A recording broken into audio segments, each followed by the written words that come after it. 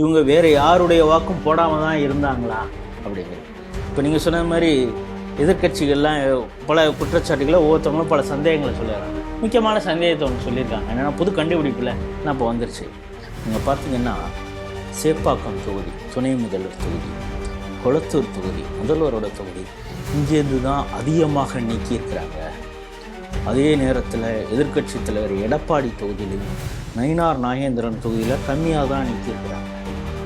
நான் என்ன கேட்குறேன், டெல்லியிலேருந்து ஃப்ளைட்டு பிடிச்சிட்டு வந்து ஏதாவது ஒரு அதிகாரி இது கொளத்தூராங்க கொடுங்க கடற்கன்னு கட் பண்ணுங்க அப்படின்னு அவனா சொன்னானா? இவனுக்கு முதல்ல பாதுகாப்பு வேணும், அதனால் வேக்சின் அவனுக்கு போடணுன்னா நீங்கள் போட்டுக்க மாட்டீங்களா? உங்களுக்கு பயமாக இருக்குதா? இப்படி அதாவது இவன் எந்த அளவுக்கு ஒரு குரூயலான எண்ணம் இருக்கிறவனா அதோடைய வெளிப்பாடு தான் இப்போ நீங்கள் இப்போ பார்க்குறது. 3 வருஷமாக அவங்க போராடுறாங்க. ஃபஸ்ட்டு இவங்க என்ன சிவானந்தா அந்த ஓமந்தூரார் தோட்டத்தில் போராட்டம் பண்ணுறாங்க. இவங்களுக்கு ஒரு டைம் கொடுக்குறாங்க. நீ வந்து ஒப்பாரி வைக்கிறதுலாம் இந்த டயத்துக்குள்ளார தான் வச்சுக்கணும், அதுக்கப்புறம் டைம் உனக்கு இல்லை அப்படின்னு. அந்த டயத்தையும் தாண்டி அவங்க போராட்டம் பண்ணாங்கன்னா அதனால் குண்டு கட்டாக தூக்கி அரெஸ்ட் பண்ணிடுறாங்க. அரெஸ்ட் பண்ணி எங்கே தூக்கி வச்சுருக்கான்? வேனில் ஏற்றி கிளாம்பாக்கம். இப்போ அவனுக்கே என்ன தெரியுது, சிட்டியில் இருக்கிறவனை கிளாம்பாக்கத்தில் கொண்டு போய் தள்ளுறதே ஒரு பனிஷ்மெண்ட் தான்டா. அந்த பழைய படத்துலலாம் கட்டுவாங்க, தண்ணி இல்லாத காட்டுக்கு மாட்டிட்டு அப்படிங்கிற. நீ பஸ்ஸு கிடச்சி நீ இங்கே எப்படா திரும்ப சிட்டிக்கு வரேன்னு பார்க்குறேன்டா, உன்னை தூக்கி அடிக்கிறேன்டா அப்படின்னு. சென்னை படைப்பாளர்கள் சங்கம் என்ன சொல்லியிருக்காங்கன்னா, பாரதி பெயரில் விருது பல்கலைக்கழகம், பாரதியார் பல்கலைக்கழகம்னே இருக்குது. தமிழக அரசு இப்போ அதை இது இப்போ டிஸ்மேண்டில் பண்ணிவிடுமா? அதை எடுத்துருவாங்களா? அந்த பேரை மாற்றிடுவாங்களா? அதான் கேட்டுருக்காங்க. நீங்கள் போற்றக்கூடிய பாரதிய பெயர்லேயே விருது கொடுக்குறீங்க, அந்த பாரதியோ அசிங்கமாக பேசியிருக்காங்க. அதுவும் நீங்கள் போடக்கூடிய பொறையை தின்னுக்கிட்டு குலைக்கக்கூடிய ஒரு வேட்டை நாயாக இருக்கக்கூடிய இந்த மானுட பதர்களுக்கு நீங்கள் இன்னும் ஒரு கைது செய்யாமலோ கண்டனம் தெரிவிக்காமலோ இருப்பதற்கு காரணம் என்ன அப்படின்னு இவங்க கேள்வி கேட்டிருக்காங்க.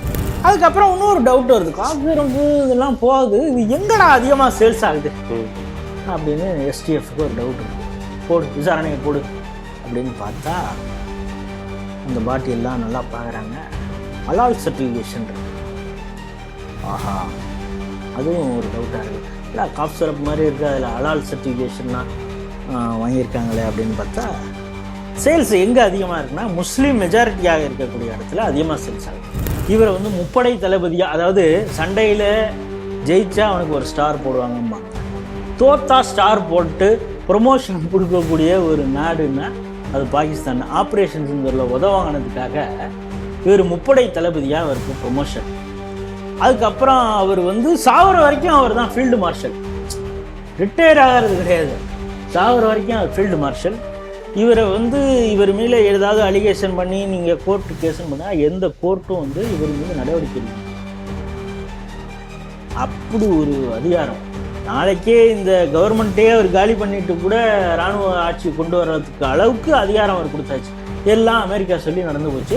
அவன் அதுக்கும் சேர்த்து பேக்கேஜ் கொடுத்தாச்சு. இப்போ என்ன பண்ணோம், நீ ஆளை அனுப்புகிற வேலையை பார்க்கணும்.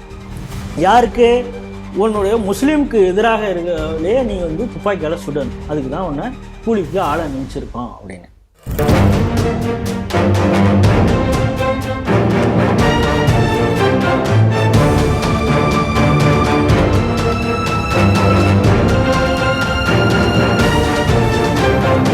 தேசபக்த ஸ்ரீ டிவி நேயர்களுக்கு வணக்கம். இன்று சிந்திக்க இருக்கக்கூடிய செய்திகள் குறித்து முதலில் பார்க்கலாம். வரைவு வாக்காளர் பட்டியல் வெளியீடு, 97,38,000 பேர் நீக்கம். செவிலியர்களை கைது செய்து கிளாம்பாக்கத்தில் தவிக்க விட்ட போலீஸ். பாரதியாரை அசிங்கப்படுத்தும் திராவிட கும்பல். சென்னை படைப்பாளர் சங்கமம் தாமு ஏச கண்டனம். இருமல் மருந்தின் மூலம் போதை, சமாஜ்வாதி போதை சிண்டிகேட்டை தட்டி தூக்கிய யோகி. காசாவில் போலீஸ் வேலை பார்க்க பாகிஸ்தான் ராணுவத்திற்கு ட்ரம்ப் அழுத்தம். அழுது புலம்பும் முனீர். ஸ்ரீ டிவியின் உண்மை நின்றிட வேண்டும் என்ற உரத்த சிந்தையோடு நான் உங்கள் பாஸ்கரன். இன்றைய செய்திகள் குறித்து சிந்திக்க நம்மோடு அரங்கத்தில் இணைந்திருப்பவர் மூத்த அரசியல் விமர்சகர் திரு ராஜேஷ் ராவ் அவர்களை ஸ்ரீ டிவி நேயர்கள் சார்பாக இணைய வரவேற்கிறேன். வணக்கம் சார். வணக்கம். முதல் செய்தியாக எஸ்ஐஆர் அந்த திருத்த பணி எல்லாம் நடைபெற்றது. தொடங்கியது அக்டோபரில் 27. நேற்றைய தினம் முடிச்சிட்டாங்கன்னு நினைக்கிறேன் அந்த இது ஃபேஸை. அதில் அவங்க என்ன சொல்லியிருக்காங்கன்னா, தமிழகத்தை பொறுத்தவரை 97.38 லட்சம் வாக்காளர்கள் பெயர் நீக்கப்பட்டிருக்கிறது அப்படிங்கிற அறிக்கையை கொடுத்துருக்காங்க. எதிர்க்கட்சிகள்லாம் பல சந்தேகங்களை எழுப்புகிறார்கள். வழக்கம் போல தங்களுக்கு ஆதரவாக இல்லை என்றால் அவர்களுடைய நிலைப்பாடு என்னங்கிறதெல்லாம் காட்ட ஆரம்பிச்சிருக்காங்க. இதில் அதிகப்படியாக சென்னையில் இருக்கக்கூடிய சோழிங்கநல்லூர் தொகுதியிலிருந்து வாக்காளர்கள் நீக்கப்பட்டிருக்கிறதாகவும் செய்திகள் வெளிவருகிறது. இந்த செய்தி எப்படி சார் பார்க்குறீங்க? நீங்கள் சொன்னது மாதிரி இந்த எஸ்ஐஆர் சிறப்பு வாக்காளர் திருத்த பணி இதை ஒரு 10 ஸ்டேட்டு, யூனியன் டெரிட்டரி எல்லாத்தையும் சேர்த்து அறிவிச்சிருந்தாங்க. பீகாரில் முதல்ல எஸ்ஐஆர் பண்ணும் பொழுதே ஓட்சோரிங்கிற பொழுது அந்த விஷயத்தை முன்னெடுத்தவர் தான் ராகுல் காந்தி அப்படிங்கிறத பார்க்குறோம். இப்போ தேர்தல் முடிவுலாம் ஆட்சியை அமைச்சாச்சு. தேர்தல் ஆணையம் தான் சொன்னது, இவ்வளோ நேரம் அதை ஓட்சோரி நீங்கள் தேர்தல் ஆணையம் 60 லட்சம் வாக்குகளை வாக்காளர்களை தூக்கிட்டாங்க நீங்கள், அதுக்கப்புறம் அவசரமாக ஒரு 20 லட்சத்தை சேர்த்தாங்க நீங்கள், 42 அப்படி இருந்தாலும் 42 லட்சம் வாக்காளர்களை காணும் நீங்கள். இப்போ அவங்கெல்லாம் புகார் கொடுத்துருக்கணும். சரி, இந்த கட்சிகளுடைய பிஎல்ஏ இருக்கிறான், அவன் தான் அந்த தேர்தல் பணியில் பூத் ஏஜெண்ட்டாக அவன் தான் இருக்கிறான். அவன் பாருங்கள் எத்தனை பேர் ஓட்டு போட வரல, எங்கள் ஆள் இப்போ இவ்வளோ நாள் போட்டுக்கிட்டு இருந்த இந்த தெருவில் 100 பேர் ஓட்டையே நீங்கள் எடுத்துட்டீங்க, எங்கள்கிட்ட லிஸ்ட்டு இருக்குது, ஆனால் 100 ஓட்டு ஆள் வரல, எவ்வளோ பெரிய மால் ப்ராக்டிஸ் நடந்திருக்கு தெரியுமா அப்படின்னு சொல்லி புகார் கொடுத்துருக்கணும். இது வரைக்கும் எந்த இடத்திலிருந்தும் காங்கிரஸ் கட்சி தோற்றுருக்கான். அவன் மொத்தமே 6 பேர் தானே அங்கே ஜெயிச்சிருக்கானோ, மற்ற பேர்லாம் தோற்றுருக்கான்ல. அந்த தோத்தவன் இத்தனை நேரம் புகார் கொடுத்துருப்பான்ல, ஏய் நீ இப்படி 40 லட்சத்தை உருவிட்டடா, அதனால தாண்டா நான் தோற்றுருக்கேன்னு புகார் சொல்லியிருப்பான். யாருமே சொல்லலை. என்னையா நீ இவ்வளவு தம் கட்டிட்டு பேசுன, ஒரு பேரும் புகார் கொடுக்கலையா, ஆட்சியே எடுத்ததுக்கு வந்துட்டாங்க அப்படின்னு. இப்போ அதே மாதிரி தான் இங்கே எஸ்ஐஆர் இது நூதனமான வாக்கு திருட்டு, இப்படித்தான் உள்ளே நுழைகிறது. பீகாரிலே இப்படித்தான் பாஜக உள்ளே நுழைந்தது. அதை காட்டி அப்படியே பூச்சாண்டியெல்லாம் பண்ணி இதற்காக நாங்கள் கோர்ட்டுக்கெல்லாம் போவோம்னு சொல்லி என்ஆர் இளங்கோ என்னென்னலாம் ப்ரெஸ் மீட்டு கொடுத்தாருன்னு சொன்னேன். அதுக்கப்புறம் இப்போதைக்கு சுப்ரீம் கோர்ட் சொல்லியிருக்கு, இதில் ஏதாவது தப்பு நடந்ததுன்னா அதையும் நாங்கள் எடுத்து சுப்ரீம் கோர்ட்டுக்கு போவோம் அப்படின்னு. ஏன்னா இவங்களுக்கு எதிராக தீர்ப்பு வந்ததே கூட அவங்க இல்லை அப்படின்னு சொன்னார். அந்த வில்சன் பேசுனதெல்லாம் பார்க்க அது உத்தரவு, அது அப்படி இல்லை, அதை எப்படியும் எடுத்துக்கணும் அப்படின்னு சொன்னார்ல இந்த கவர்னருக்கு எதிராக இவங்க போட்ட அந்த கேஸுக்கெல்லாம். அது மாதிரி இதுக்கும் என்ஆர் இளங்கோ என்னென்னா முட்டு கொடுத்தார். கடைசியில் ஷேர் பண்ணி நடந்தது. இப்போ என்ன சொல்கிறாங்க, 97,38,000 சொச்சம் வாக்குகள் நீக்கி இருக்கிறாங்க அப்படின்னு. ஸோ இதில் திரும்ப கூட ஆட் ஆகும். ஃபார் எக்ஸாம்பிள் நான் என்னுடைய ஸ்டோரியை சொல்கிறேன். நான் இருந்தது வேற ஒரு பகுதியில் இருந்தேன். அந்த ஃபார்ம் எனக்கு கிடைக்கல. அங்கேயும் என்ன சொல்லியிருக்காங்க, இவர் இங்கே இல்லைங்க அப்படின்ட்டு இருக்காங்க. நம்ம கொஞ்சம் எஃபெக்ட் எடுத்து அந்த வேலையை செய்திருக்கணும். சோம்பேறித்தனம், அதை ஒத்துக்கிறேன். அது நடக்கலை. இப்போ பார்த்தீங்கன்னா அநேகமாக வரைவு வாக்காளர் பட்டியலில் என் பெயர் இருக்காது. ஆனால் இப்போ ஒரு ஆப்ஷன் கொடுத்துருக்காங்க. இப்போ 16ஆம் தேதியிலேருந்து தொடங்கி நீங்கள் புதுசாக எங்கே இருக்கீங்களோ அங்கே அதுக்கான ஒரு ஃபார்ம் இருக்குது, ஃபார்ம் 16 அதை நினைக்கிறேன். அதை நீங்கள் ஃபில் பண்ணி கொடுத்தீங்கன்னா நீங்கள் இருக்கக்கூடிய இதில் வாக்காளராக அதுக்கு அந்த அட்ரஸில் தான் இருக்கீங்க அப்படிங்கிறதுக்கான சில ப்ரூஃப், ஈவன் கேஸ் பில் இருந்தால் கூட போதும். அந்த அட்ரஸில் நீங்கள் ஆதாரம் வச்சுருந்தீங்கன்னா இது போல் சில தாஸ்தாவேஜுகளை கேட்குறாங்க, அதை கொடுத்தீங்கன்னா ஆட் பண்ணிவிடுவாங்க அதுக்கு. ஸோ அது பிப்ரவரி வரைக்கும் டைம். பிப்ரவரியில் தான் அடுத்த வாக்காளர் அதாவது கம்ப்ளீட் பண்ண. இப்போ இது வரைவு வாக்காளர் தான். இதில் உங்களுக்கு சந்தேகம் என்ன இருக்குது, என்னது பேர் நீக்கிட்டாங்க, நான் இப்போ இந்த அட்ரஸில் இருக்கேன், அதுக்கான ப்ரூஃப் இதெல்லாம் பண்ணலாம் அப்படிங்கிற ஒரு ஆப்ஷன்லாம் இருக்குது. ஸோ அப்படின்னு பார்த்தா கூட 97 லட்சத்தில் 20 லட்சம் பேர் மீண்டும் நான் அதிகமாகவே சொல்கிறேன், மீண்டும் ஒரு 20 லட்சம் பேரை தப்பாக எடுத்துட்டாங்க. அவன் அங்கே தான் போயிருந்தானா என் பேர், இப்போ என்னது எப்படி ஆனதோ அது மாதிரி ஆயிருக்குன்னு வச்சுங்க. திரும்பவும் நம்ம சேர்த்து அது 20 லட்சம் அப்படிங்கிற ஒரு பெரிய ஒரு எண்ணிக்கையை வச்சா கூட 70 லட்சம் பேர் தூக்கியிருக்காங்களே. இத்தனை நாளும் அந்த 70 லட்சம் பேருக்கு இவங்க வேற யாருடைய வாக்கும் போடாமல் தான் இருந்தாங்களா அப்படிங்கிறது. இப்போ நீங்கள் சொன்ன மாதிரி எதிர்கட்சிகள்லாம் பல குற்றச்சாட்டுகளை ஒவ்வொருத்தவங்களும் பல சந்தேகங்களை சொல்லிடுறாங்க. முக்கியமான சந்தேகத்தை ஒன்று சொல்லியிருக்காங்க. என்னென்னா புது கண்டுபிடிப்பில் என்ன இப்போ வந்துருச்சு. நீங்கள் பார்த்தீங்கன்னா சேப்பாக்கம் தொகுதி, துணை முதல்வர் தொகுதி, கொளத்தூர் தொகுதி, முதல்வரோட தொகுதி, இங்கேருந்து தான் அதிகமாக நீக்கியிருக்கிறாங்க. அதே நேரத்தில் எதிர்கட்சி தலைவர் எடப்பாடி தொகுதியிலையும் நயினார் நாகேந்திரன் தொகுதியில் கம்மியாக தான் நிற்கிருக்கிறாங்க. நான் என்ன கேட்குறேன், டெல்லியிலேருந்து ஃப்ளைட்டு பிடிச்சிட்டு வந்து ஏதாவது ஒரு அதிகாரி இது குளத்துறாங்க கொடுங்க கடக்கன்னு கட் பண்ணுங்க அப்படின்னு வேணா சொன்னானா? அந்த பிஎல்ஓ போனது எல்லாம் உங்கள் கவர்மெண்ட் ஸ்டாஃபு. அவங்களோட யார் யார் போகிறீங்க, BLA 2 அந்தந்த கட்சியை சார்ந்தவர்கள் அவங்க தான் உட்காந்துட்டு எந்தெந்த பெயர் இருக்குது யாருது எல்லாத்தையும் பார்க்குறாங்க. கிராஸ் செக் வெரிஃபிகேஷன் எல்லா கட்சியினரும். இப்பொழுது ரிஜிஸ்டர் ஆகி தேர்தல் களம் காண இருக்கக்கூடிய தாவேக்கா உட்பட அவங்களோட தான் போகிறாங்க. இப்போ நம்ம ஸ்ரீ டிவிலே சில ஷார்ட்ஸுகளை போட்டு அது லட்சக்கணக்கில் போனதெல்லாம் பார்க்குறோம். திருச்சியில் எப்படி அந்த பிஎல்ஓவா வரவர் வேற ஒருத்தவங்களை டெபியூட் பண்ணி அனுப்பிச்சிருந்தாரு. நீ யாருமா, நீ எதுக்குமா கட்சிக்கு டிஎம்கா காரன் நீங்கள் இருக்கீங்கன்னு நம்ம பாஜக காரர் கேட்டவுடனே நீங்கள் அவர்கிட்டயே பேசுங்க அப்படின்னதும் அவரு ஆமாங்க நான் அன்னைக்கு லீவுங்க அவங்கள அனுப்பிச்சிட்டேன். ஐயோ நீனே ஒரு டுபாக்கு நீ இவங்களை வந்து கட்சிக்காரங்களை அனுப்புவியா, டிஎம்கே ஐடிவிங்கில் இருக்கிறவங்களை அனுப்புவியா அப்படின்னது அது ரசபாசமாகி அந்த வீடியோ பெரிய லெவலில் போனது. அதே மாதிரி சென்னையிலையும் பல இடங்கள்ல நடந்தது. இவங்க உட்காந்துக்கிட்டு பிஎல்ஓ வேலையை திமுகவுடைய BLA 2 பார்த்த அந்த வேலையெல்லாம் பார்த்து அதுக்கப்புறம் கோயம்புத்தூரில் மசூதியில் உட்காந்துட்டு எல்லாத்தையும் கிராஸ் ஒரே இடத்துலையே உட்காந்து நான் எல்லாரையும் வெரிஃபை பண்ணுறேன் அப்படிங்கிற கூத்தெல்லாம் நடந்து அதை கொடுத்து ராஜா பேசி அந்த வீடியோக்கெல்லாம் பெரிய அளவு வைரல் ஆனது அப்படிங்கிறதான் பார்க்குறோம். இவ்வளவு இப்போ என்ன சொல்கிறாங்க, இவங்க ஆரம்பத்திலே சொன்னாங்க 2 மாதத்தில் எப்படி இதெல்லாம் சரி பண்ண முடியும், 6.5 கோடி வாக்காளர்கள் இருக்காங்க, இதெல்லாம் சரி பண்ண மழைக்காலம். இப்போ NR இளங்கோவன் சொன்னதெல்லாம் தொடர்ச்சியாக மழை வருங்க வெள்ளம் வருங்க எப்படிங்க வேலை பார்ப்பாங்கன்னு. இப்போ எல்லாம் முடிஞ்சது, எல்லாம் முடிச்சுட்டாங்களே, ஒரே வாக்காளர் வந்துருச்சு, இது அடுத்த கட்டமாகவும் போவோம். இப்போ எப்படி இதை முடிச்சாங்க, இது என்ன சொல்கிறாங்க, தினமலரில் ரொம்ப அழகாக குறிப்பிட்டிருக்காங்க. ஒழுங்கா சுணக்கமாக வேலை நடந்தப்பவே 97 லட்சம் பேர் நீங்கிருக்கான். ஒழுங்கா வேலை நடந்திருந்தா கிட்டத்தட்ட 1.5 கோடி காலி ஆகி இருக்கும், இன்னும் கூட ஃபில்டரிங் நிறையா நடந்திருக்கும் அப்படின்னு சொல்கிறாங்க. இப்போ அண்ணாமலை ஒரு அழகான ஒரு விஷயத்த சொன்னார். இந்த SARஐ பார்த்தோன்னே இந்த திமுக விசிக இவங்கெல்லாம் பதறதை பார்த்தா அந்த திருடனுக்கு நான் தேல் கொட்டின கதையாக இருக்குது. இதோ நம்ம பக்கத்தில் பாண்டிச்சேரி இருக்குது, அங்கே ஆட்சி அமைப்பதற்கான வாய்ப்பு இருக்கக்கூடிய கட்சியாக காங்கிரஸ் இருக்குது. இப்போ காங்கிரஸ் ராகுல் காந்தி தான் ஓட்சோரியை பற்றிலாம் பேசுகிற SARல எப்படி திருடுறாங்கலாம் சொல்கிறாரு. இன்னொரு பிரிவாக பாஜகவின் இன்னொரு பிரிவாக தேர்தல் ஆணையம் மாறிவிட்டதுன்னா அவர் சொல்கிறாரு. இப்போ அங்கே இருக்கக்கூடிய காங்கிரஸ்காரெல்லாம் கடந்து கத்திருக்கணும்ல, இத்தனை ஓட்டை எடுத்துட்டாங்கன்னு. அங்கேயும் அங்கே இந்த அளவு எதிர்ப்பே இல்லை. கோவாவில் காங்கிரஸ் பெரிய அளவு எதிர்க்கல, இப்போ அங்கே கொஞ்சம் கொஞ்சமாக வந்துட்டு இருக்கான் ஆம் ஆத்மி, அவன் எதிர்க்கல. குஜராத்தில் இப்போ நம்ம சொல்கிறோம், குஜராத்தில் 70 லட்சம் பேர் காணும்ப்பா, அங்கேயும் இந்த பிரச்சனை இருந்துருக்கு. 70 லட்சம் காணும் குஜராத். ஸோ இங்கேயும் பல இது. இப்போ இங்கே என்ன சொல்கிறாங்கன்னா, உங்களுடைய ஓட்டரையும் இதையும் கால்குலேட் பண்ணுறோம், 16% மேலே இருக்குது. ஒரு சில தொகுதியெல்லாம் 20% வாக்காளர் நீக்கம் அப்படிங்கிறப்ப அது எவ்வளோ பெரிய எண்ணிக்கை. இத்தனை நாள் அவங்கள வச்சுட்டு தானே நீங்கள் எலெக்ஷன் நடத்திருக்கீங்கன்னா எவ்வளவு கோல்மால் நடந்திருக்கலாம் அப்படின்னு சந்தேகத்தை பலர் அண்ணாமலை போன்றவர்கள் கிளப்புறாங்க. அதனால் திருடவனுக்கு தேல் கொட்டினது மாதிரி இவங்க பதறாங்க அப்படின்னு. ஏற்கனவே சொன்னது மாதிரி வாய்ப்பு இருக்கிறது.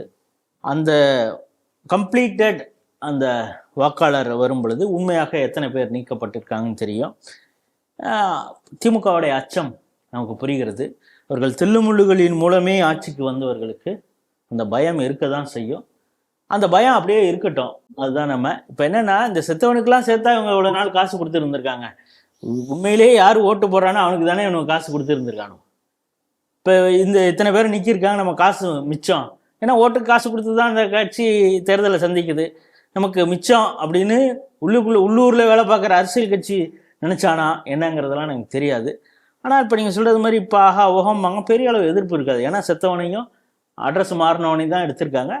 உண்மையிலேயே வாக்காளர்கள் நீக்கப்பட்டிருக்காங்க, தான் உயிரோடு இருக்கிறேன், இந்த பகுதியில் இருக்கிறேன், என்னதையும் நீக்கியிருக்காங்கன்னா அதற்கான ரெக்டிஃபை பண்ணக்கூடிய ஆப்பர்ச்சுனிட்டியும் இந்த SIR கொடுத்துருக்கிறது அப்படிங்கிறது தான் இந்த செய்தி. இப்போ இது கூடுதலாக இப்போ என்னென்னா, இப்போ பொதுவாகவே தேர்தல் ஆணையம் தரவுகளில் என்ன இருக்கும் அப்படின்னா 6.41 கோடி வாக்காளர்கள் இருக்காங்க அப்படின்னு சொல்லிட்டு தான் சொல்லுவாங்க. இப்போ இந்த ரிசெஷன், இந்த குறைவிற்கு பிறகு, இந்த சரிபார்ப்புக்கு பிறகு 5.43 கோடி தான் வாக்காளர்கள் இருப்பதாக காட்டியிருக்காங்க. இப்போ நீங்க சொல்ல மாதிரி இன்னொரு 20 லட்சம், அதிகபட்சமாக 20 லட்சம் பேரை வந்து இணைப்பதற்கு வாய்ப்பு இருக்கு. இது இல்லாம இளைய தலைமுறை, இந்த 18 வயதை பூர்த்தி அடைந்தவர்கள், இன்னும் அப்ளை பண்ணாதவங்க, அவங்களுக்கு ஜனவரி மாதம் முதல் காலகட்டத்தில் அதற்கான வாய்ப்பினையும் தேர்தல் ஆணையம் கொடுக்குறேன் அப்படின்னு சொல்லியிருக்காங்க. ஆனாலும் இதையெல்லாம் எதிர்க்கட்சிகள் வந்து ஏற்பார்களா அப்படிங்கிறத இல்லை, ஏற்பார்கள். அந்த புது அவங்க இப்போ என்ன, இந்த ஃபர்ஸ்ட் டைம் போட்டது வந்து இவன் அநேகமாக விஜய் கட்சியாக இருக்க போகிறான் அப்படின்ட்டு அதில் பெரிய அளவு ஆர்வம் காட்ட மாட்டாங்க. இந்த பயில வந்தான்னா நமக்காக ஓட்டு போட, உதய அண்ணாவுக்கு ஓட போகிறான், விஜய் அண்ணாவுக்கு தானே போட போகிறான்னு இந்த பயில வந்து வாக்காளராக சேர்க்க விடாமல் என்ன ஏதாவது பண்ணலாமா அப்படின்னு கூட இவங்க யோசிக்கலாங்க. தவிர பெரிய அளவு சும்மா அப்படியே உதார விடுவாங்க. இவங்க திருடனுக்கு தேல் கொட்டினது மாதிரி, ஆஹா இதை வந்து கண்டுபிடிச்சிட்டானே, எங்கேருந்து வந்து உருவிட்டானோலே அப்படின்னு நினச்சிருக்கலாம். இப்போ இந்த கம்ப்ளீட் லிஸ்ட் வரும் பொழுது தான் அவங்களுடைய முழுமையான சுயரூபம் தெரியும். பார்ப்போம். அடுத்த செய்தியாக,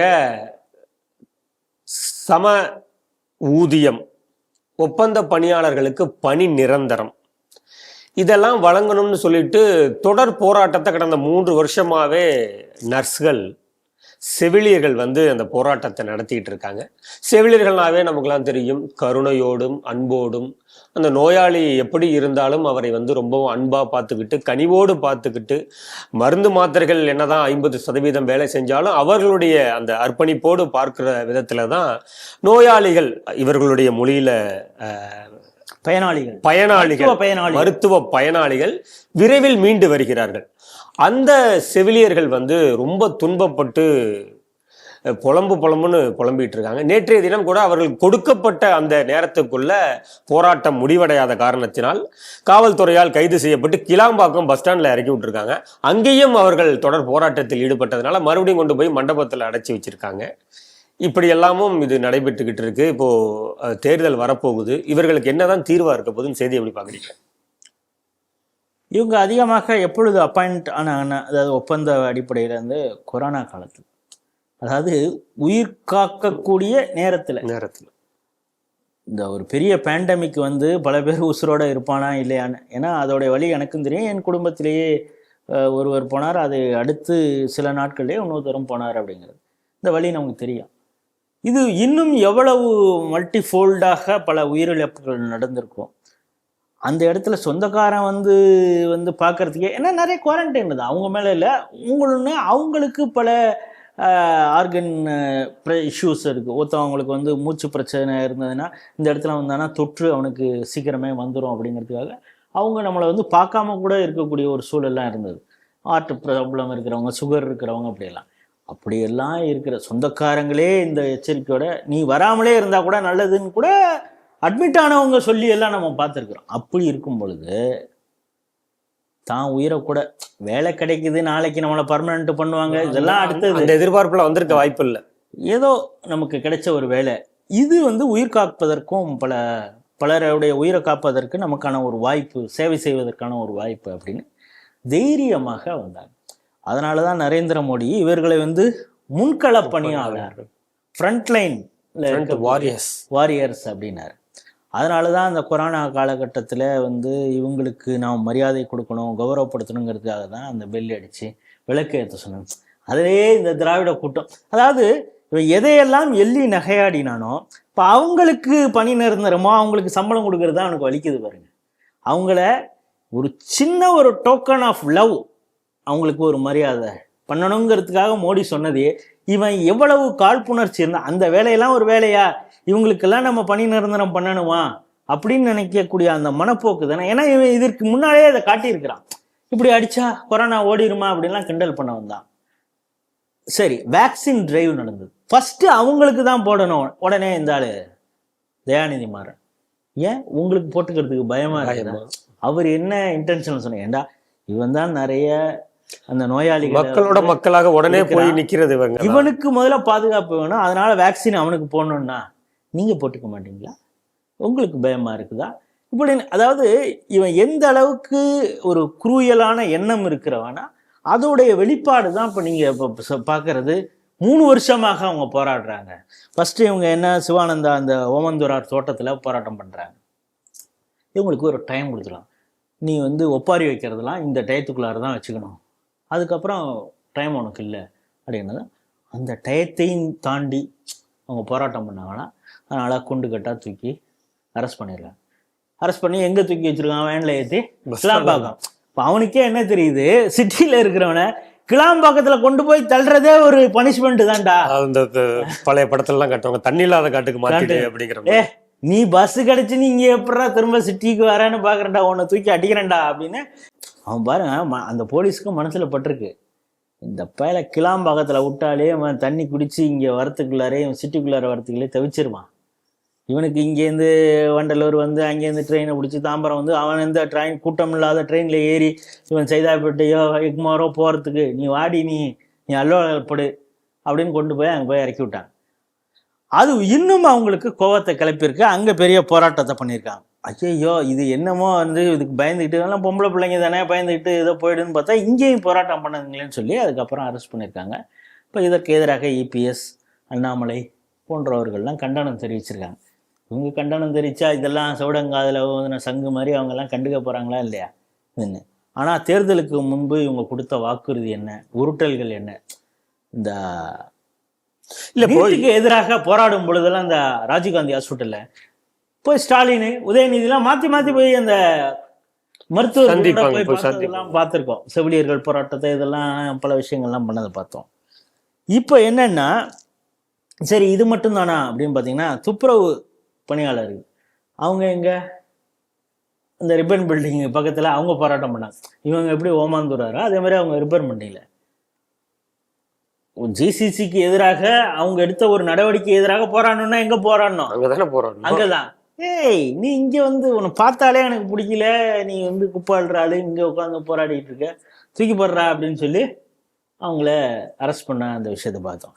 இப்போ லேட்டஸ்டா வந்து என்னாச்சுன்னா நம்ம எவ்வளவு போராட்டம் பண்ணாலும் நம்மளை அரெஸ்ட் பண்ணுறாங்க. நம்ம வீட்டில் இருந்தாவது நம்ம ஏதாவது போராடலாம் அப்படின்னா இவன் போராடலாம் பண்ணதான் வருவான் அப்படின்னு சொல்லி வீட்டிலே எல்லாம் போய் அரெஸ்ட் பண்ணுறது. அது கடைசியாக அவங்க ஒன்றுன்னா நம்ம யார் சொன்னாலும் இவர் காதில் விழுவ மாட்டேங்குது. ஸ்டாலினுக்கு முரசொலி படிக்கிறார், தயிர் வடை சாப்பிட்றார், அப்பப்போ எந்த பிரச்சனை நடந்தாலும் கட்சியில் ஏதாவது விழா எது இருந்தாலும் இவங்க போய் அந்த சாமியை தான் கும்பிட்டு வராங்க. எங்க வெறுநாள இருக்க அந்த சாமியை தான் போய் கும்பிட்றாங்க. அந்த காதலையாது அந்த சாமி காதலையாது தட்சிணாமூர்த்தி சுவாமி தானே அது, அந்த தட்சிணாமூர்த்தி காதலை கருணாநிதி காதலையாவது ஓதிட்டு வருவோம் அப்படின்னு அங்கே துப்புரவு பணியாளர்லாம் கிளம்பி போனால் நீ என்ன கிண்டல் பண்ணுறியா எங்களை அப்படின்னு அரசு கோவம் வந்துருச்சு.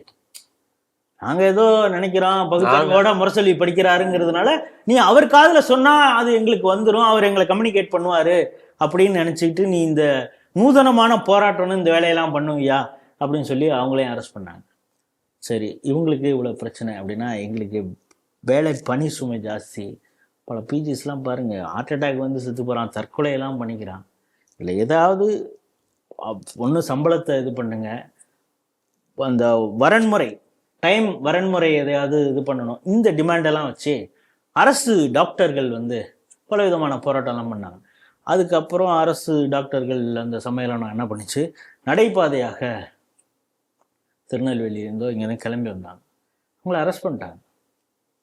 இப்போ அந்த நேற்று அறிவிச்சிருக்காங்க அந்த மருத்துவர்கள் அவங்களாம் என்ன பண்ணுறாங்கன்னா அந்த சங்கம் இவங்க தான் எங்களுக்கு இந்த நம்பர் இப்போ 500 சொச்சத்தில் 99% வாக்குறுதியை நிறைவேற்றிட்டோன்னு சொன்னாங்களா, அதில் ஒரு வாக்குறுதி தான் எங்களுது.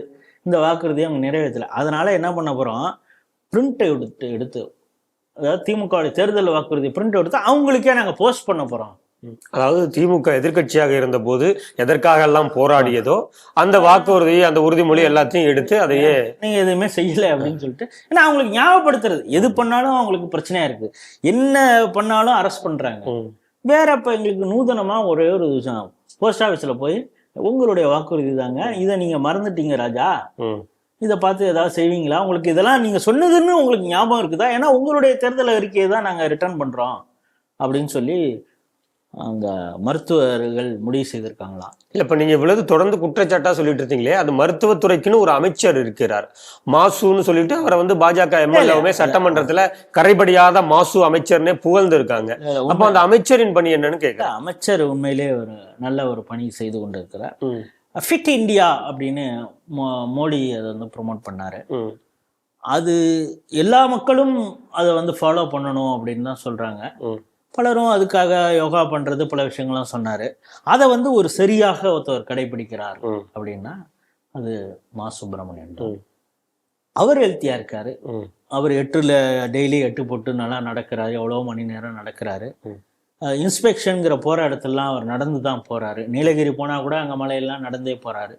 அவர் உடம்பை நல்லா ஆரோக்கியமாக ஃபிட்டாக வச்சுக்கிட்டு, அந்த சார் ரொம்ப சூப்பராக அந்த சார் நல்லா ஃபிட்டாக உடம்பை வச்சிருக்கிறாரு. ஆனால் அவர் பார்க்கக்கூடிய அந்த துறை வந்து ஃபிட்டாக இல்லை, ரொம்ப மோசமாக மெலிஞ்சு ஒரு டிபி பேஷண்ட்டு அந்த காலத்துலாம் இந்த ஃபேஸரியில் போடுவாங்களே சினிமா தேட்டரில் போடுறதுக்கு முன்னால், டிபியால் பாதிக்கப்பட்டவர் அப்படின்னு இருமிட்டு அப்படி நெஞ்சு அப்படி கூடு மாதிரி இருக்கும். அது மாதிரி இந்த சுகாதாரத்துறை இருக்கிறது அப்படிங்கிறது தான் இந்த செய்தி. 3வது செய்தியாக மகாகவி, தேசிய கவி, அமரகவி சுப்பிரமணிய பாரதி அவருடைய பிறந்த நாள் சமீபத்தில் வந்தது. இப்போ பாரதி இறந்து கிட்டத்தட்ட 100 ஆண்டு ஆகிடுச்சு. ஆனாலும் அவர் புகழ் குறையவில்லை. அவர் வாழ்ந்த காலத்தில் அவரை பெரிதாக கொண்டாடவில்லைங்கிறது உண்மைதான். அதற்கு தமிழர்கள், எழுத்தாளர்கள், கவிஞர்கள் அவரை தலையில் தூக்கி வைத்து கொண்டாடக்கூடியவர்கள் எல்லாருமே அந்த வருத்தத்தை ஒவ்வொரு மேடையிலையுமே பதிவு செய்துக்கிட்டு தான் இருக்காங்க. ஆனாலும் குறிப்பிட்டு அவர் பிறந்த அந்த சமூகத்தினால் அவருடைய புகழ் ஒரு பக்கம் மழுங்கப்படுகிறது, மறைக்கப்படுகிறதுங்கிறதையும் நம்ம வரலாறுல பார்த்துக்கிட்டு தான் இருக்கோம். சில எச்சைகள்னு தான் அந்த வார்த்தையை நான் பயன்படுத்துறேன். சில எச்சைகள், அவர் யாரு, அவருடைய பெருமை என்ன அப்படிங்கிறதெல்லாம் தெரியாது. ரோட்டில் வந்து ஒரு வயதானவர் போகலாம், அவர் வந்து ஒரு இளைஞரும் போகலாம். இளைஞர் பட்டதாரியாக இருக்கலாம், கலெக்டராக இருக்கலாம், வயதானவர் சாதாரண தொழில் செய்யக்கூடியவராக இருக்கலாம். ஆனால் மேகத்தில் பறக்கக்கூடிய காகத்துக்கு அதெல்லாம் தெரியாது. அது தன்னுடைய எச்சத்தை அது பாட்டுக்கு போட்டுட்டு போயிடும். கலெக்டர்னு தெரியுமா, இல்லை வயதானவர்னு தெரியுமா? அது போல சில எச்சைகள் இருக்காங்க. அவங்களுக்கு யார் என்னன்னு தெரியாது. தன்னுடைய முகம் பிரபலம் அடைய வேண்டும், தான் யார் என்று காட்ட வேண்டும் அப்படிங்கிற இதுல யாரோ தவறான வழிகாட்டுதல்னு சொல்லலாம், அல்லது ஒரு தற்பெருமைக்காக எதையாவது பேசுறது. அந்த மாதிரி யூடியூப் புரூட்டஸ், ஏற்கனவே அவர் ஒரு இழிப்பிறவி அப்படிங்கிறது நமக்கெல்லாம் தெரியும். அவர் ஏற்கனவே பல விஷயங்கள்ல வந்து அசிங்கமா பேசியிருக்கிறார். அவரை ஒரு பொருட்டாகவே நாம் கருதுவதில்லைங்கிறதும் ஒரு பக்கம் இருந்தாலுமே, அவர் வந்து மகாகவி பாரதி குறித்து சில தினங்களாகவே தவறான கருத்துக்கள்லாம் பதிவிட்டு வராரு. அதுக்கு காரணம், சமீபத்தில் ஒரு மேடையில் சீமான் அவர்கள் பாரதியை புகழ்ந்து கொண்டாடி பேசியிருந்தார். இப்போ படைப்பாளர் சங்கமம் பாரதி குறித்து தொடர்ந்து அவதூறு கருத்துக்கள் வெளியிடுவதற்காக ஒரு கண்டன அறிக்கையை விட்டுருக்காங்க. செய்தி எப்படி பாக்குறீங்க? நீங்கள் இது எங்கேருந்து தொடங்குது அப்படின்னா, இந்த விவாதத்தை தொடங்கி வைத்தது சீமான் அவர்கள். விஜில் அமைப்பு நடத்திய அந்த விழாவில் அவர் பேசினார். பாரதி எப்படி உண்மையிலேயே சமூக நீதிக்காக, சமதர்மத்திற்காக குரல் கொடுத்தான் அப்படிங்கிறதும், இவர்கள் கட்டமைத்த பெரியார் எப்படி சமூக நீதிக்கு எதிராக இருந்தார், ஜாதிய வன்மத்தோடு செயல்பட்டார், தமிழர்களுக்கு எதிராக இருந்தார் அப்படிங்கிறதெல்லாம், தமிழ் என உயிர் மூச்சாக இருந்த பாரதி எங்கே, தமிழை கொச்சைப்படுத்திய பெரியார் எங்கே அப்படிங்கிற கேள்வியெல்லாம் வைத்து பேசினார். அதை விட அவங்களுக்கு இந்த பிரிக் பண்ணுறதுங்கிற, இப்போ உங்கள் பாஷையில் சொன்னால் இந்த பெரியாருக்கே நெஞ்சில் தேய்த்த முள், அது மாதிரி சீமான் பேசியது எது அவங்களுக்கு ரொம்ப தைச்சது அப்படின்னா, நீங்கள் இவ்வளோ நாள் பாரதியை வந்து பிராமணன், அதனால தானே அவரை வந்து நீங்கள் என்ன வேணாலும் பேசலாம். நீங்கள் இவ்வளவு நாள் இந்த பிராமண எதிர்ப்பு, பிராமணர்களை வசைப்பாடியே ஒரு திராவிட ஒரு உளுத்து போன கோட்டையை கட்டியிருக்கீங்க. அந்த உளுத்து போன கோட்டையை பிராமண கடப்பாறை கொண்டு நான் இடிக்க போகிறேன் அப்படின்னு சொன்னோன்னே, இதுதான் அவங்களுக்கு இன்னும் ஒரு பயத்தை, அச்சத்தை காட்டியிருக்கிறது. நம்ம ஒத்துக்கிறோமோ ஒத்துக்குள்ளையோ, சீமான் பேச்சு கேட்பதற்கும் இளைஞர்கள் இருக்கிறாங்க. எப்படி விஜய் இப்போ ஈரோடு போகிறப்ப எத்தனை அவர் பேச்சை கேட்க வந்தாங்களா, அவரை பார்க்க வந்தாங்களாங்க. ஆனால் சீமானை பொறுத்தல அவர் பேசுறதை கேட்க தான் வந்தாங்க அப்படிங்கிறது தெரியுது.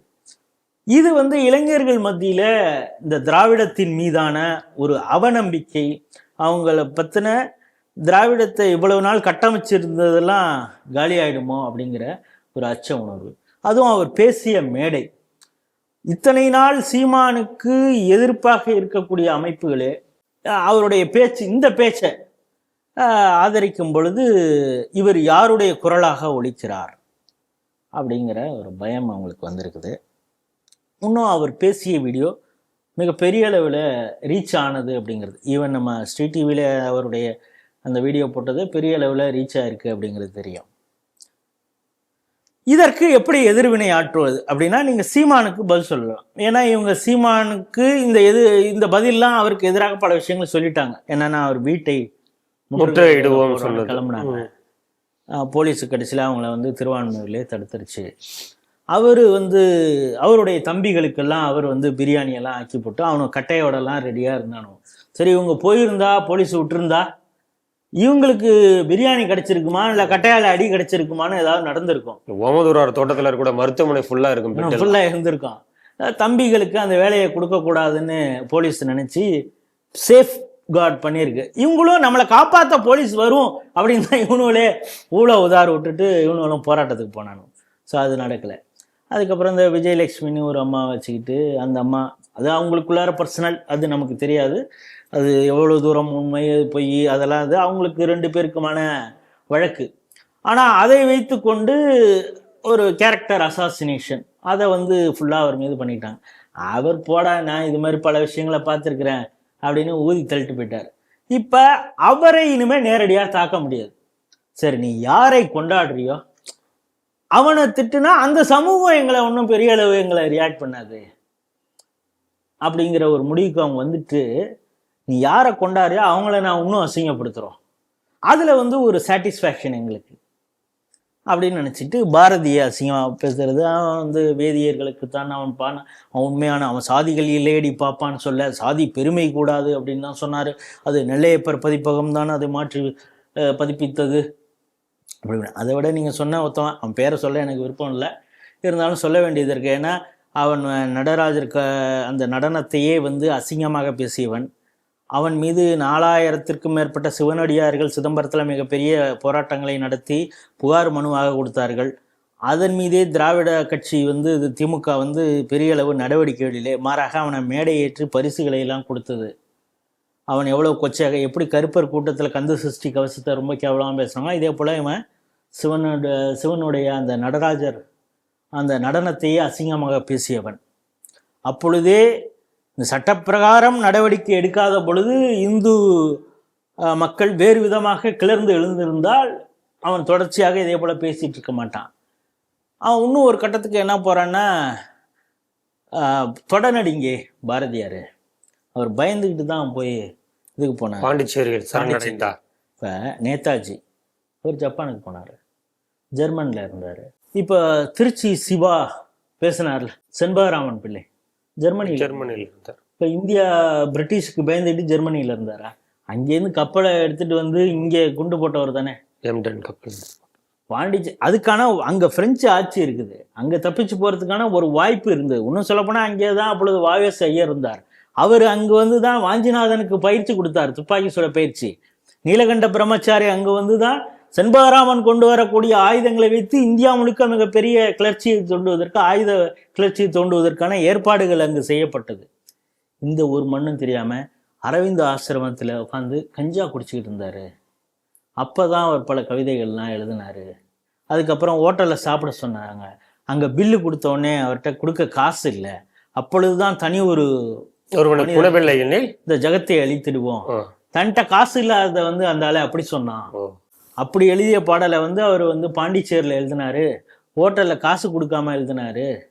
அப்படிங்கிறப்ப இது எவ்வளவு ஒரு கீழ்த்தரமாக, அதாவது பாரதியின் மீது அவ்வளவு ஒரு கீழ்த்தரமான எண்ணம். இன்னொன்று இந்த மதிமாறன்கிறவன் என்ன சொல்கிறான்னா, அவர் வந்து ரொம்ப கேவலமாக தலித்துகளை வந்து எழுதினாரு, ஈனப்பறையர் அப்படின்னு ஒன்று எழுதியிருக்காரு. அப்படின்னா இனப்பறையோடும் வாழ்ந்தோம் அப்படிங்கிற ஒரு வரி வருது அந்த இதில்.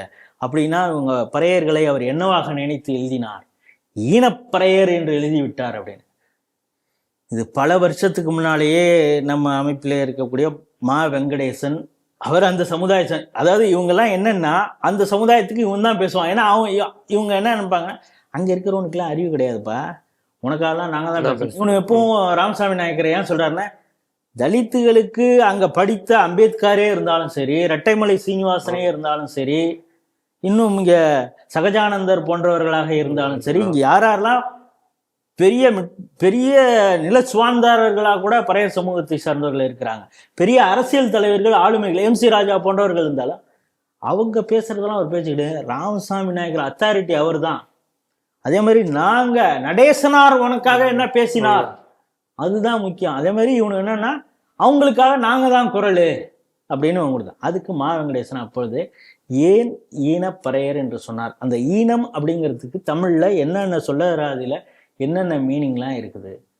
அதே நேரத்தில் அவருடைய கட்டுரையில இந்த பறைய சமூகத்தை எப்படி இந்த சமுதாயம் ட்ரீட் பண்ணுது, அவங்கள எப்படி நாம் அரவணைத்து கொள்ள வேண்டும்னு ஒரு கட்டுரை எழுதியிருக்காரு, ஒரு கதையாக ஒன்று எழுதியிருக்கார். அதை உதாரணம் வைத்து தமிழ் யுண்டுலா அப்போவே நான் சொல்றது ஒரு 7-8 வருஷத்துக்கு முன்னாலேயே இந்த கட்டுரையெல்லாம் எழுதியாச்சு.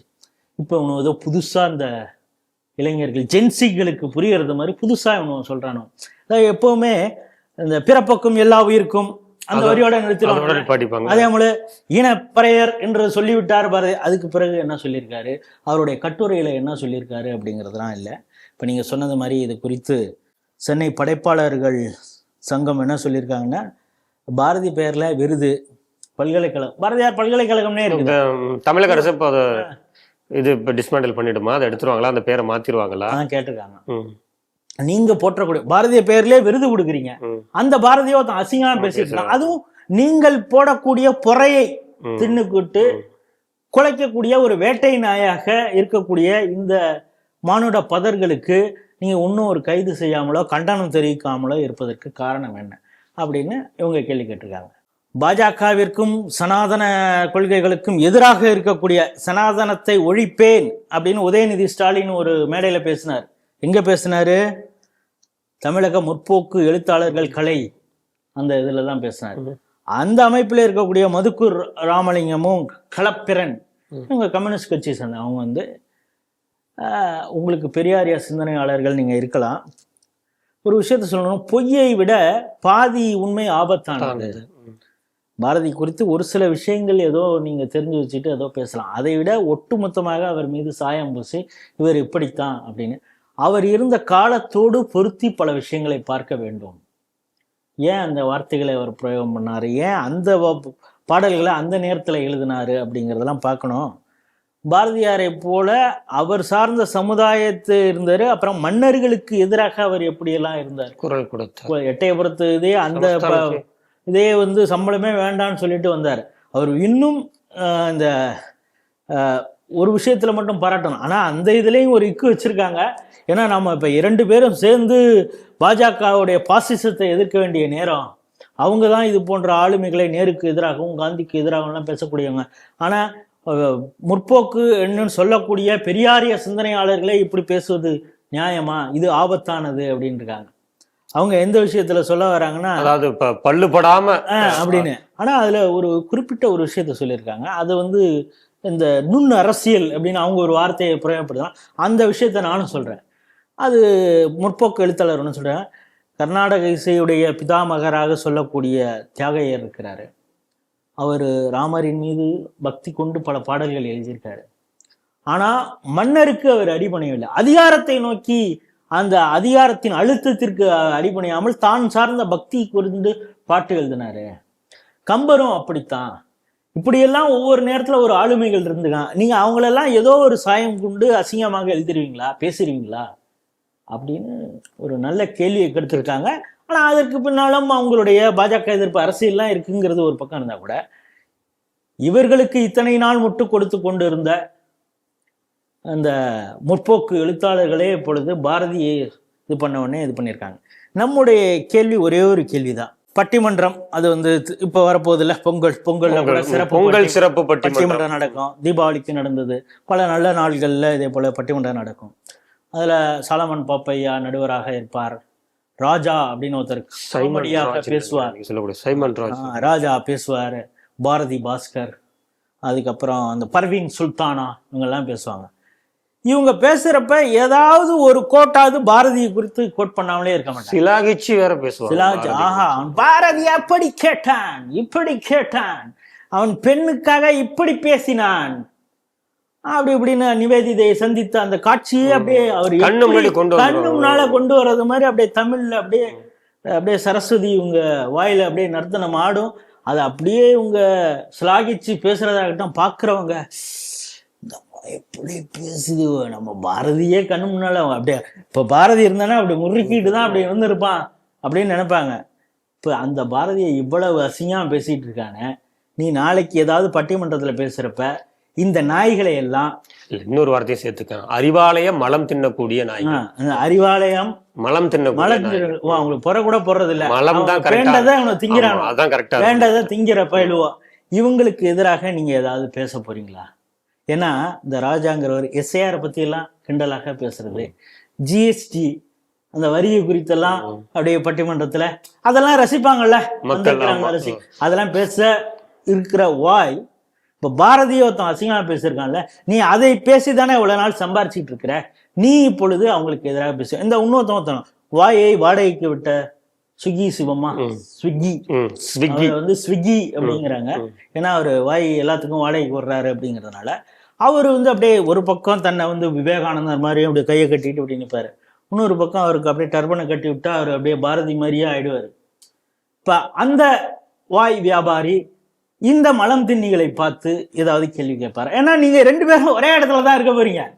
அவனும் மலம் திங்கிறதுக்கு அறிவாலயம் ஆரப்போறான், நீ கூலி வாங்கறதுக்கு அங்க போற. நீ அவனை சந்திக்கிறப்ப ஒரே இடத்துல சம்பளம் வாங்குறான், அவன் இப்ப என்னன்னா நீ சம்பளம் வாங்குற நான் மலம் தின்றேன் அப்படிங்கிறதுனால நான் அந்த கோவத்துல திட்டுறானாங்கிறதும் நமக்கு தெரியாது. இப்ப ஏன்னா இப்ப சீமான் மேல இருக்கிற கோவத்தை அவன் பாரதி மேல காட்டுறான்.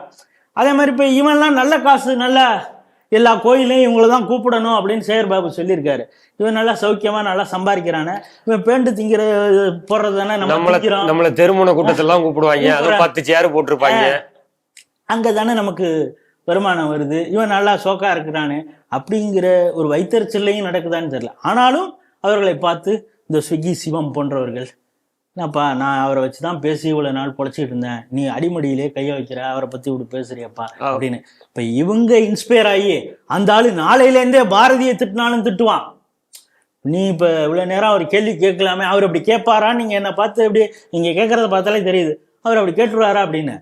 அதுக்கு நீங்க ஒரு அமௌண்ட் கொடுத்தீங்கன்னா பாரதியும் திட்டக்கூடிய ஆளு தான் அவரு அப்படிங்கிறதும் எனக்கு புரியுது. இருந்தாலும் ஒரு அடிப்படை நேர்மை, அறம், இவனை தர்மம்னு சொன்னா அவங்களுக்கு புரியாது, அந்த அடிப்படை அறம் அவங்களுக்கு உறுத்தி இந்த கேள்வியெல்லாம் கேட்பாங்களாங்கிறது தான் நம்முடைய பார்வை. சென்னை படைப்பாளர் சங்கம் இந்த கண்டிச்சிருக்குது, வரவேற்கிறோம்.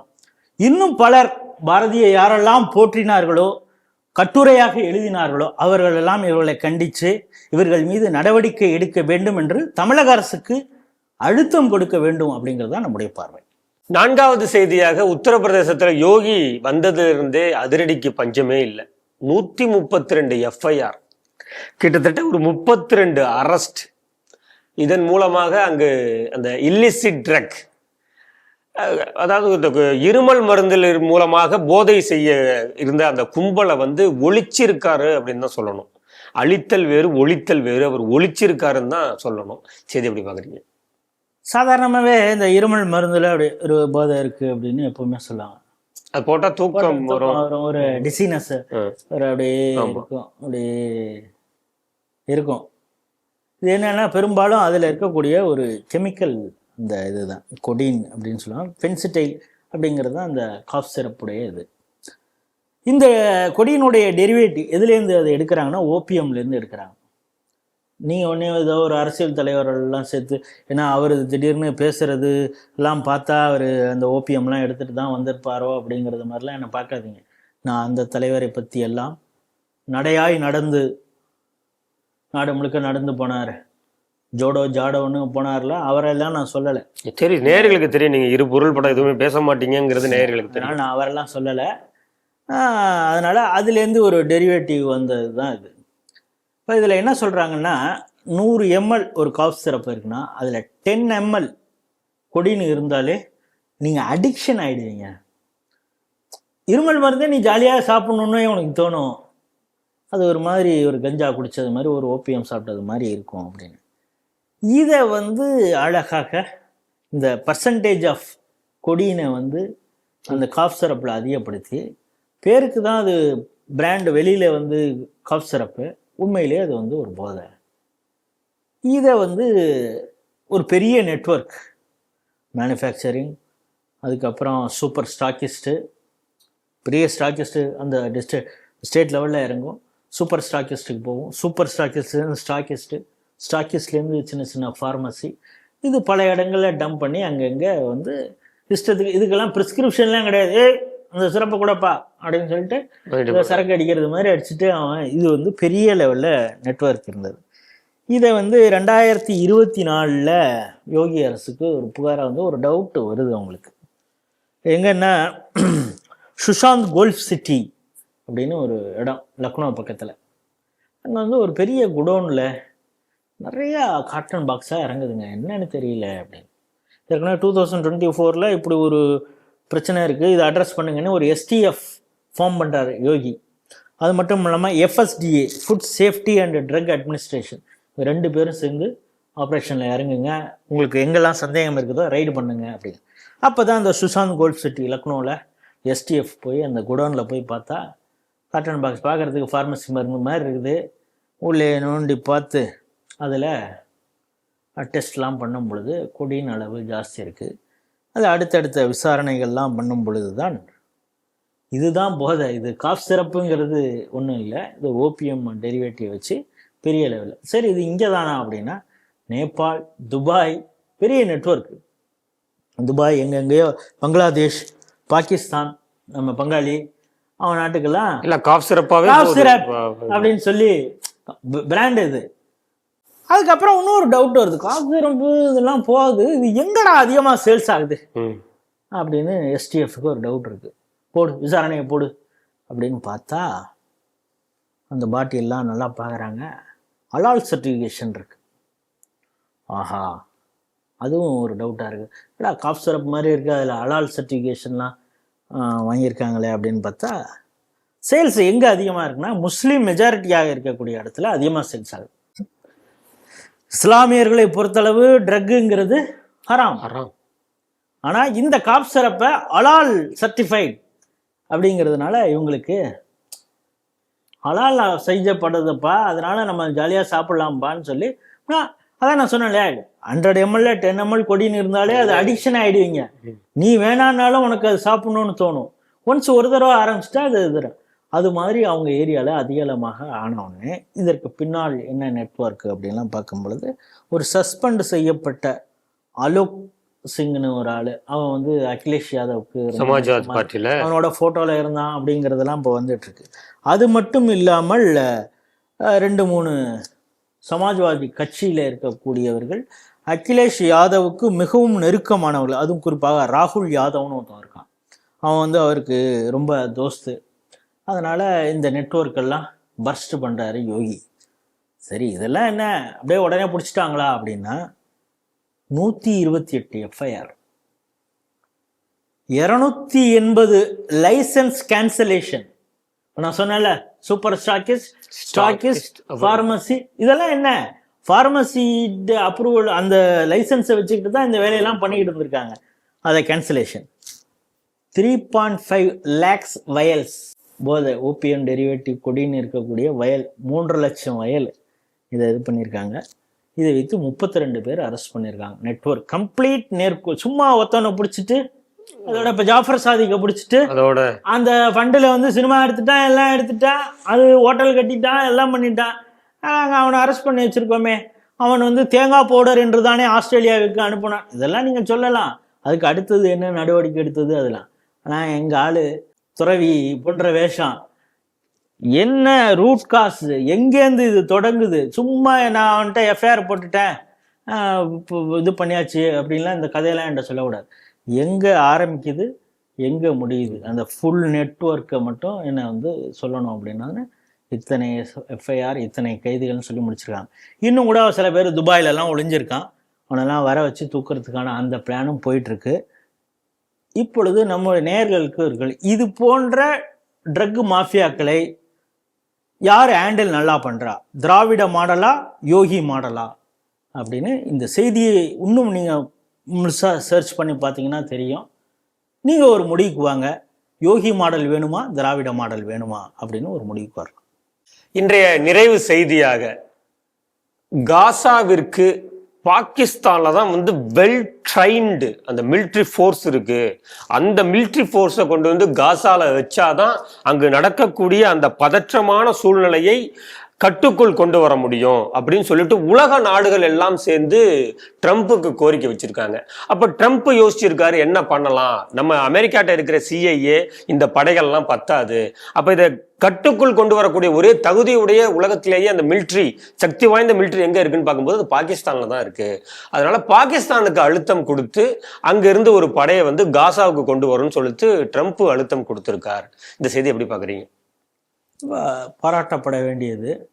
இப்போ நம்ம சினிமாவில் ஒரு டயலாக் வரும்ல, கருப்பன் குசும்பன் அப்படின்னு. அது மாதிரி வெள்ளை வடிவேலு ஒரு குசும்பான வேலையை பார்க்குறாரு. இப்போ உங்களுக்கு தெரியும், இங்கே இருக்கக்கூடிய எதிர்கட்சிகள் எல்லாம் மோடியை பார்த்தீங்களா, ஃப்ரெண்டுன்னு சொன்னார் ட்ரம்ப்பு, வச்சாரு பாருங்க ஆப்பு, 50% டாரிஃபு முழிக்கிறான். ரஷ்யாவிடமிருந்து நண்பர்களுக்காகத்தான் அவர் அங்கே ஆயில் வாங்கினார், அதற்காக நாம் சுமக்கிறோம் 50% வரி அப்படிலாம் பேசினார். பாருங்க, முனீர், ஷபாஸ் ஷெரீஃப் அவங்களெல்லாம் கூப்பிட்டு விருந்து வைக்கிறார். வெள்ளை மாளிகையிலே விருந்து 16 முறை இது வரைக்கும் சொல்லிட்டார் அவர். பாகிஸ்தான் இந்தியாவுக்கு நடந்த ஆப்ரேஷன் சிந்தூர் வார நிறுத்தினதுனா தான், இல்லாட்டா நான் அவங்க கூட ட்ரேடு வச்சுக்க மாட்டேன் அப்படின்னு என் ஃப்ரெண்டு மோடிக்கிட்ட சொன்னேன். அவரும் ஓகே சொன்னார். இந்த பையன் ரொம்ப நல்ல பையன், முனீர் இருக்கானே ரொம்ப நல்ல பையன், ஷபாஸ் ஷெரீஃப் நல்ல பையன் சொன்னோன்னே அவனும் ஓகே சார் நான் வந்து சண்டை போடலன்னா. நீங்கள் பாருங்கள், 2 நியூக்ளியர் கண்ட்ரி, நான் எவ்வளோ பெரிய வாரை தடுத்து நிறுத்திருக்கேன் பாருங்க அப்படின்னு. இது போல் ஒரு 7-8 வாரம் நான் தடுத்து நிறுத்திருக்கேன். இப்போ நடக்கக்கூடிய வாரையும் நான் வந்து நிறுத்த போகிறேன். ரஷ்யா உக்ரைன் வாரை இன்னும் நிறுத்துறாரு அவர். நிறுத்துறேன், எனக்கு வந்து நோபல் பிரைஸ் கொடுங்கலாம் அவர் கேட்டுட்டு இருந்தார். எதிர்கட்சிகளே பாருங்கள், நம்மோடு போரிட்ட இராணுவ தளபதிக்கு வெள்ளை மாளிகையில் விருந்து, ஃப்ரெண்டு வைத்தார் இவருக்கு ஆப்பு, மோடி அசிங்கப்பட்டு நிற்கிறார். இன்னும் ஒரு ஸ்டெப்பு போனானோ, ட்ரம்ப் எந்தெந்த ஈவெண்ட்லலாம் உலக அளவிலே நடக்கக்கூடிய இந்த SCOல நடந்தது, அந்த இது ஒரு இது மலேசியாவில் நடந்த ஒரு சப்மிட்டு, இதில் எல்லாம் அவர் ட்ரம்ப் வருகிறார், அவர் முகம் கொடுத்து கூட பார்க்க அச்சப்படும் மோடி, அங்கெல்லாம் அவர் கலந்துக்கல பாருங்க. ட்ரம்ப்பை பார்த்து பயங்க அவருக்கு அப்படின்னாரு. சரி, எங்க வெள்ளை வெடிகள் இப்போ எதுக்குடா கூப்பிட்டு விருந்தெல்லாம் கொடுத்தான் அப்படின்னா, இஸ்ரேல் சோழியை முடிச்சாச்சு, காசால ஒரு மாதிரி முடிச்சிருக்கான்.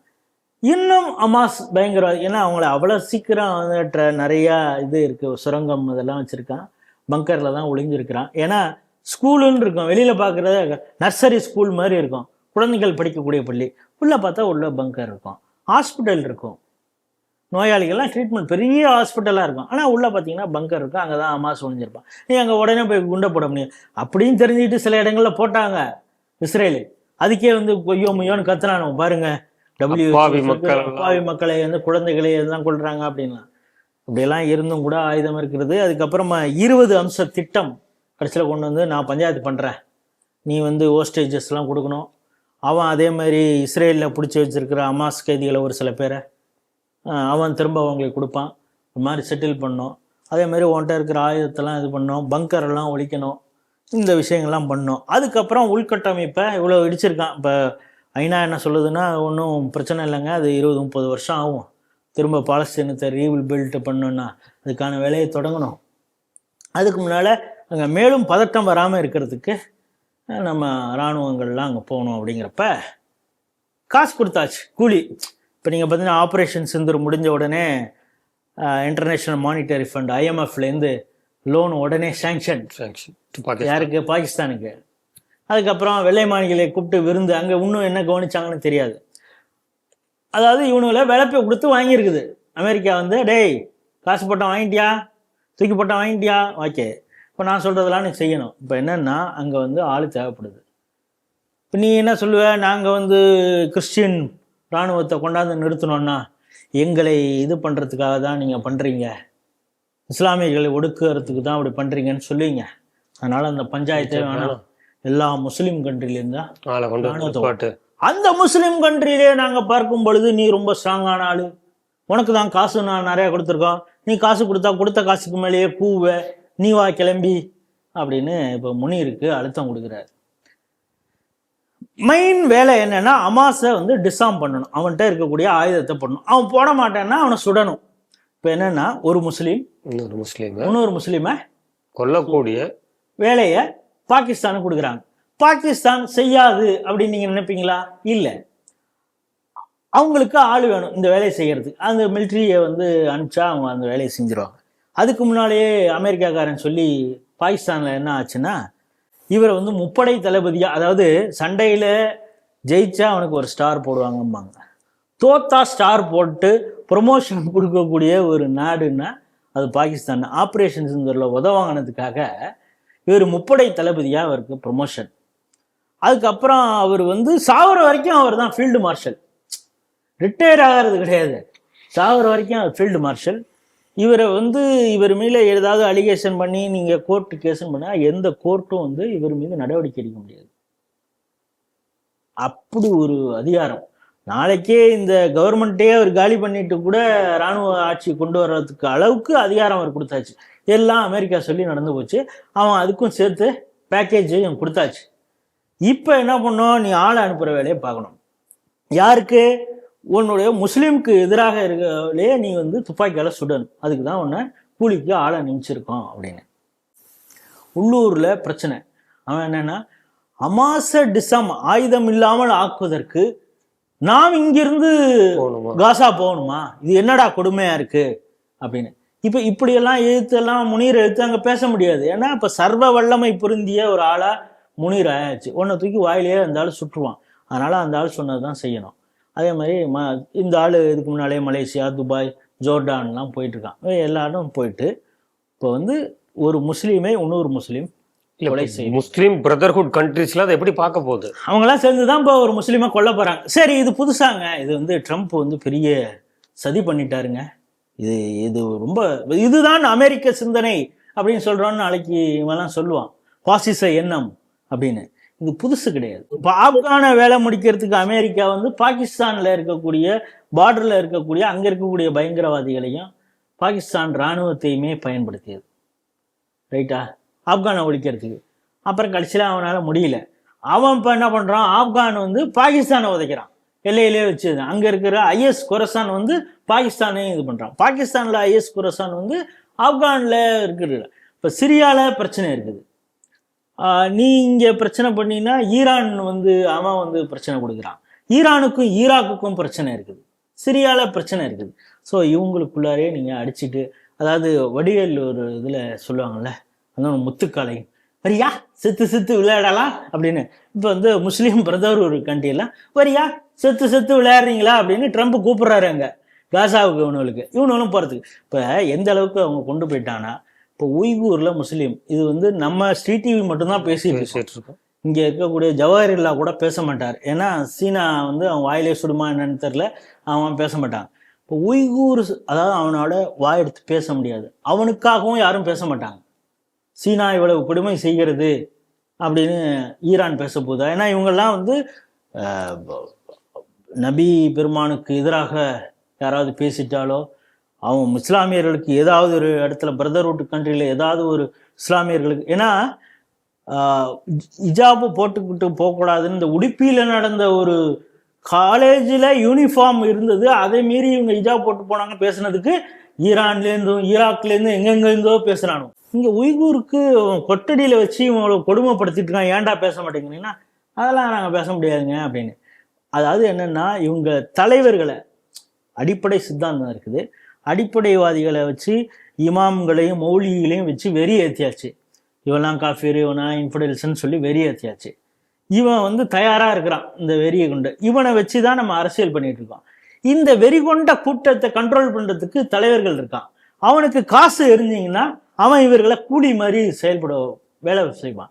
இப்போ முனீரை வந்து விலை கொடுத்து ட்ரம்ப் வாங்கிட்டார். அவரு டே போலீஸ் வேலைக்கு இங்கே காசாக்கு வா அப்படின்னா வேற வழி இல்லாமல் அவர் வரணும். இவங்க இந்த அடிப்படைவாதிகளையே இவங்க பலி கொடுக்கறதுக்கும் தயாராக இந்த அமைப்புகள் இருக்கிறது அப்படிங்கிறது தான். அதனால இந்த அடிப்படைவாதத்தை வைத்து நாம் உலகத்தையே ஆட்சி செய்யலாம், ஒரு குடையின் கீழ் கொண்டு வரலாம்னு அடிப்படைவாதி நினைச்சான்னா அதை விட பைத்தியக்காரத்தனம் ஒன்றும் இல்லை. ட்ரம்ப் போன்றவர்கள் உங்களை ஈஸியாக எப்படி ஹேண்டில், காசு உங்கள் தலைவர்களை காசு கொடுத்து எப்படி ஹேண்டில் பண்ணுவாங்க அப்படிங்கிறதுக்கான மிகச்சிறந்த உதாரணம் தான் காசால போலீஸ் வேலைக்கு பாகிஸ்தானை கூப்பிடுறது. இன்றைய 5 செய்திகள் குறித்து சிந்தித்து தனது கருத்துக்களை நம்மோடு பகிர்ந்து கொண்ட மூத்த அரசியல் விமர்சகர் திரு ராஜேஷ் ராவ் அவர்களுக்கு CTV நேயர்கள் சார்பாக நன்றிகளை தெரிவித்துக் கொள்கிறேன். நன்றி சார். ஜெய் ஹிந்த், ஜெய் ஸ்ரீராம், வந்தே மாதரம். வந்தே மாதரம்.